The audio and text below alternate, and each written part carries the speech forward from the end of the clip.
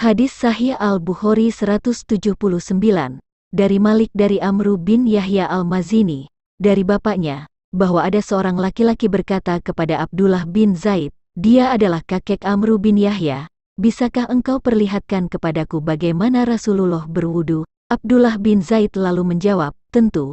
Abdullah lalu minta diambilkan air wudu, lalu ia menuangkan air pada kedua tangannya dan membasuhnya 2 kali. Lalu berkumur dan mengeluarkan air dari dalam hidung sebanyak kali, kemudian membasuh mukanya 3 kali, kemudian membasuh kedua tangan 2 kali sampai ke siku, kemudian mengusap kepalanya dengan tangan, dimulai dari bagian depan, dan menariknya hingga sampai pada bagian tengkuk, lalu menariknya kembali ke tempat semula, setelah itu membasuh kedua kakinya. Hadis Sahih Al-Bukhari 180, Wuhaib dari Amru dari bapaknya berkata, aku pernah menyaksikan Amru bin Abu Hasan bertanya kepada Abdullah bin Zaid tentang wudunya Nabi, lalu ia minta diambilkan 1 gayung air. Kemudian ia memperlihatkan kepada mereka cara wudu Nabi.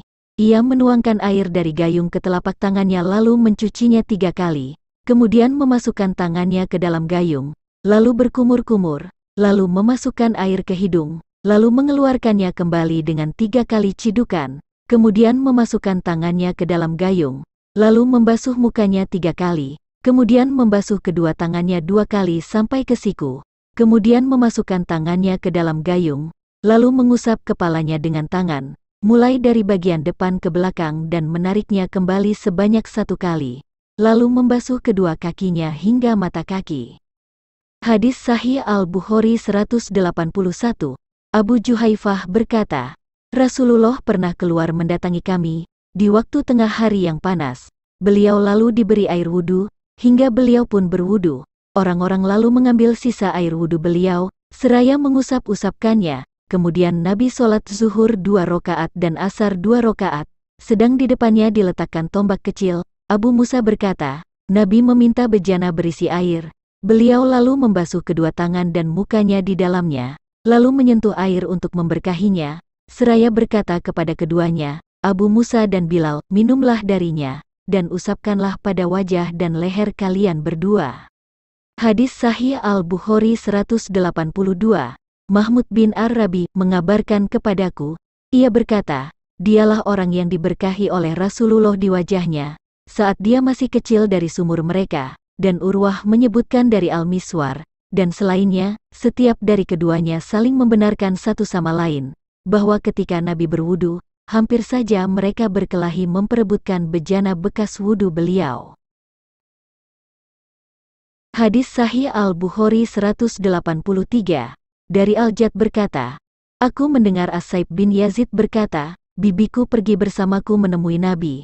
Lalu ia berkata, wahai Rasulullah, sesungguhnya putra saudara perempuanku ini sedang sakit, maka Nabi mengusap kepalaku, dan memohonkan keberkahan untukku. Kemudian beliau berwudu, maka aku pun minum dari sisa air wudunya.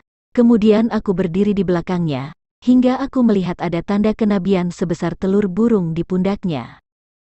Hadis Sahih Al-Bukhari 184, Khalid bin Abdullah telah menceritakan kepada kami Amru bin Yahya dari bapaknya dari Abdullah bin Zaid, bahwa ia menuangkan air dari gayung ke telapak tangannya lalu mencucinya atau berkumur-kumur, lalu memasukkan air ke hidung dari 1 cedukan telapak tangannya.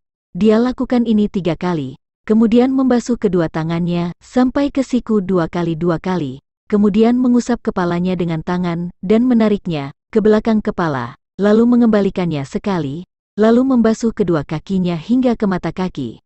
Setelah itu ia berkata, begitulah wudunya Rasulullah.